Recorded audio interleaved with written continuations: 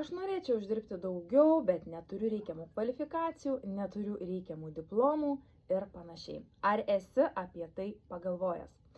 Neretai žmogus stabdo tai, kad jisai nėra baigęs kažkokios specialybės ar neturi kažkokios kvalifikacijos, galbūt net neturi laiko skirti 4-5 metus mokintis universitete ir tai galbūt dar nepakanka, galbūt dar reikia ir magistro ir panašiai, bet vis tiek nori dirbti tą geresnį darbą, nori turėti galimybę gyventi geriau ir be diplomų.